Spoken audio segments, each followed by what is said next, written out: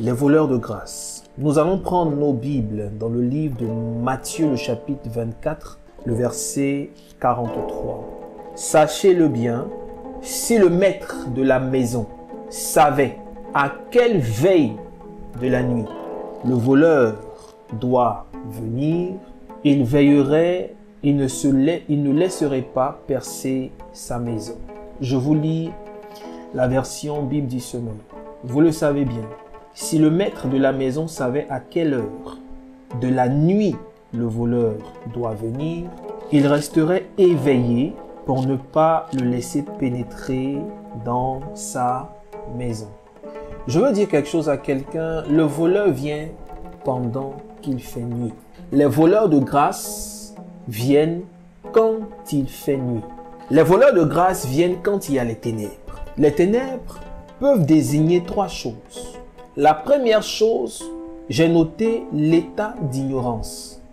Lorsque quelqu'un est dans l'ignorance, il est en train d'inviter les ténèbres qui sont la période de prédilection des voleurs.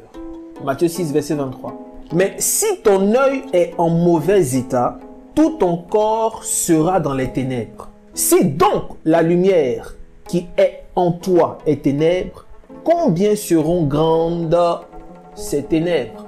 On nous dit, si l'œil qui est sur toi est en mauvais état, alors tu es dans les ténèbres. Si l'œil est en mauvais état, mon ami, tu es dans l'ignorance. Si l'œil est dans de mauvais états, il y a des choses que tu ne verras pas. L'état d'ignorance attire les ténèbres qui est le temps de prédilection des voleurs. Deuxième désignation des ténèbres, c'est la vie de péché. Regardez ce que Ésaïe, le chapitre 5, le verset 20 nous dit. Malheur à ceux qui appellent le mal bien et le bien mal, qui changent les ténèbres en lumière et la lumière en ténèbres, qui changent l'amertume en douceur et la douceur en amertume. Lorsque quelqu'un vit une vie de dépravation, une vie de péché, c'est-à-dire, la Bible dit les enfants de Dieu ne pratiquent pas le péché. Mais je parle de ceux qui disent que Jésus est leur vie, mais qui ont une vie qui n'est pas à l'image d'un enfant de Dieu. Vivre dans le péché, et je vous ai dit, le péché c'est quoi? Le péché ce n'est pas seulement ce qu'on nous dit qui est le péché, mais le péché c'est la désobéissance. La désobéissance aux choses de Dieu, la désobéissance aux lois de Dieu. Lorsque Dieu te dit de faire quelque chose que tu ne le fais pas, cela est constitué en péché. Lorsque quelqu'un pratique le péché, lorsqu'un enfant de Dieu pratique le péché, alors il est en train d'appeler les ténèbres sur sa vie. Celui qui dit qu'il est dans la lumière, qui hait son frère, est encore dans les ténèbres. Lorsque tu n'as pas l'amour de ton frère bien-aimé, la Bible dit que tu es dans les ténèbres. Il ne faut même pas prétendre être dans la lumière.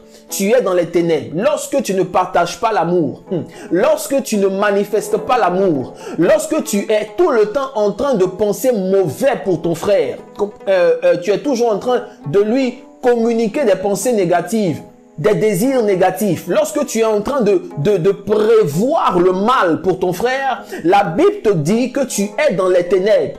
Et les ténèbres sont la période de prédilection des voleurs de grâce.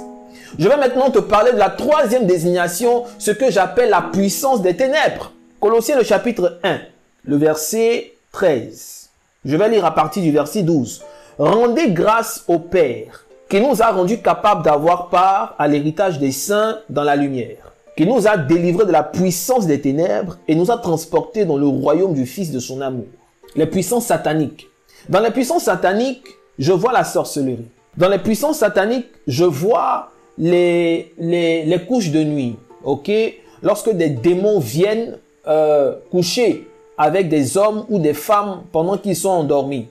Je parle de la sorcellerie, je parle de la jalousie qui est, n'est-ce pas, la sœur de la sorcellerie.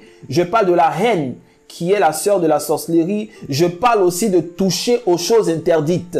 Quelqu'un qui touche... Moi, je ne peux pas comprendre des enfants de Dieu, des chrétiens qui ont un pied dedans et un pied dehors. Il y a des chrétiens qui osent toucher à des choses interdites. Il y a des chrétiens qui n'ont pas de problème à aller consulter des personnes qui ne parlent pas de Jésus. C'est-à-dire qu'on est conscient que ce sont des gens qui n'aiment pas Jésus. Partez les consulter pour voir votre avenir. Ah, c'est un danger. Toucher à la divination, côté noir des ténèbres. Toucher à la nécromancie. Prétendre parler aux morts. La Bible déclare qu'il est réservé à l'homme de mourir une seule fois, après quoi vient le jugement. Aller parler aux morts. Non, je vais aller parler aux morts à mon père qui est décédé, à ma mère qui est décédée, à mon frère qui est décédé, à mon père spirituel, entre guillemets, qui est décédé. Il y a quelqu'un qui sait les faire parler.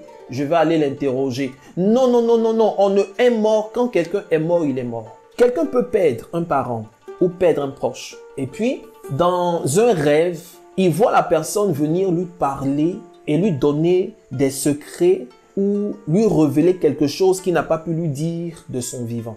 Je vais aller plus loin. Quelqu'un, ce n'est même pas par les rêves, mais c'est plutôt par des visions ou par des apparitions. Oh, j'étais dans ma chambre ou j'étais en train de marcher et celui qui était proche de moi qui est décédé, je l'ai vu. Il était assis, il m'a dit bla. Il m'a dit viens. Je suis parti et puis il m'a parlé et effectivement ce qu'il disait là, c'est la vérité. Moi je ne savais pas, mais quand je me suis renseigné, effectivement c'est vrai. Ta maman dit, c'est pas ta maman, c'est pas ton papa. Ils sont morts, mais ils sont quelque part, ils attendent le dernier jugement, comme toi aussi.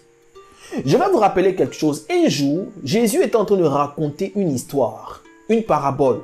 Il parlait du riche et du pauvre Lazare. Lorsque le riche Lazare est mort, que le riche aussi est mort, my God, ils sont arrivés quelque part. La Bible nous enseigne que le riche était dans le lieu du tourment. Écoute-moi très bien, je suis en train de parler à quelqu'un. Et Lazare était dans le sein d'Abraham.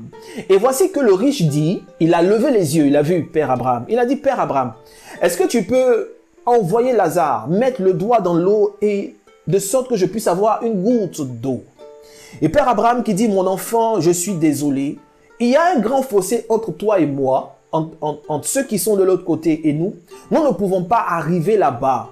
Il dit, d'accord, il n'y a pas de souci, mais est-ce que tu peux envoyer Lazare sur la terre, prévenir mes frères que, ici, là, c'est la vérité. Hein. Ils n'ont qu'à vraiment se convertir. Père Abraham dit, Lazare ne peut pas. Lazare ne peut pas franchir cette étape.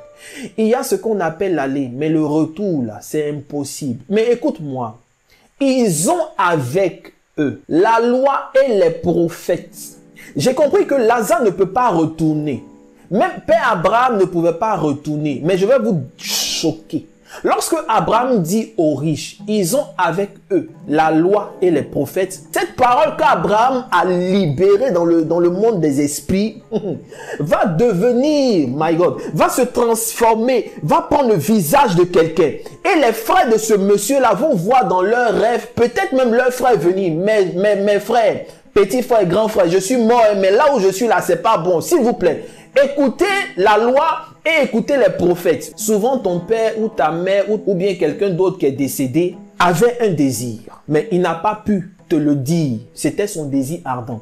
Est-ce que vous savez que les pensées et les paroles sont des esprits? Lorsque la période va arriver, puisque ce qu'il a dit, son souhait est en suspens, son souhait là va prendre un visage. Et c'est ce que tu vas voir dans ton rêve. L'intention qui est en suspens là, tu vas voir cette intention en rêve. La parole qui est en suspens, tu vas la voir en rêve.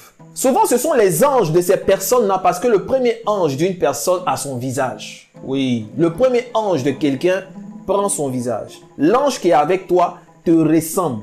Il te ressemble trait pour trait, seulement qu'il y a une petite différence. Quand on le voit, on sait que ce n'est pas un humain. Il a ton visage. Lorsqu'un message même t'est adressé, c'est le visage de ton père spirituel, par exemple, que tu vois. Ce n'est pas que ton père spirituel est rentré dans ton rêve, mais c'est son ange que tu vois. Au fur et à mesure que tu vas monter dans l'esprit, l'ange là va changer de visage. Pour certaines personnes, l'ange là, la personne qui l'a vu dans son père spirituel, qui l'a vu dans le rêve, au fur et à mesure qu'il monte, le visage de ce dernier vieillit. Et au fur et à mesure que tu montes, il va se métamorphoser. Tu vas maintenant le voir en entité. C'était une parenthèse. Les morts sont morts. Vous comprenez? Si je suis en train de prier pour quelqu'un, et moi ça m'arrive, je suis en train de prier pour quelqu'un, je prie pour quelqu'un, je prie, je suis en train de prier. Je peux même être en train de prier pour un autre sujet, et puis je sens dans mon esprit que je dois prier par exemple pour X personnes. Je prie pour X personnes. Je ne sais pas ce que je dois dire, mais je sens dans mon cœur que je dois prier pour lui. Je prononce son nom, je prononce son nom, je prononce son nom. Et au fur et à mesure que je monte dans la prière, je reçois, j'ai des ressentis. Ça peut être peut-être parce qu'il est malade. Ça peut être que je ressens qu'il va prendre, il va voyager. Je dois prier pour son voyage. Ou je ressens qu'il y a quelque chose de bon qui doit arriver. Je prie pour enlever tous les obstacles. Je prie pour la personne. Et quelques jours après, la personne m'appelle. Papa ou bien homme de Dieu, je vous ai vu dans mon rêve. Vous étiez en train de prier pour moi ou vous étiez en train de me donner un conseil. C'est pas moi. Moi, je ne rentre pas dans le rêve des gens. Mais ma prière, mes intentions, l'énergie que j'ai dégagée pour la personne ont fait que des esprits sont rentrés dans ces énergies-là et la personne m'a vu. Alléluia. Ce sont les gens de l'autre côté, les esprits humains de la sorcellerie. Quand ils veulent tourmenter quelqu'un, ils ont des stratégies qu'ils font pour pénétrer dans les rêves. Nous, c'est pas nous on fait pas ça. C'était pour vous dire que un mort, quand il est mort, il est mort. Mais les désirs, les aspirations, les paroles qui ont été prononcées par ces derniers-là sont là. Et au moment donné, au moment opportun, les esprits entrent dans ce souffle-là. Et puis, puisque c'est lui qui avait pensé, c'est lui qui avait voulu te dire, c'est son visage que tu vois. Et donc, toutes les personnes qui vont, par exemple, consulter ceux qui font la nécromancie, ceux qui parlent aux morts, ceux qui prennent tes empreintes pour faire n'importe quoi, mon ami, ce sont les ténèbres. Et ça, c'est le moment idéal pour que les voleurs de grâce entrent dans ta vie. Qui sont les voleurs de grâce? Je vais te parler d'un voleur de grâce. Peut-être que tu seras étonné, mais c'est la pure vérité. Je vais te parler des caractères. Les caractères sont des voleurs de grâce. Les caractères sont des voleurs de bénédiction. Que dis-je? Les mauvais caractères sont des voleurs de bénédiction, des voleurs de grâce.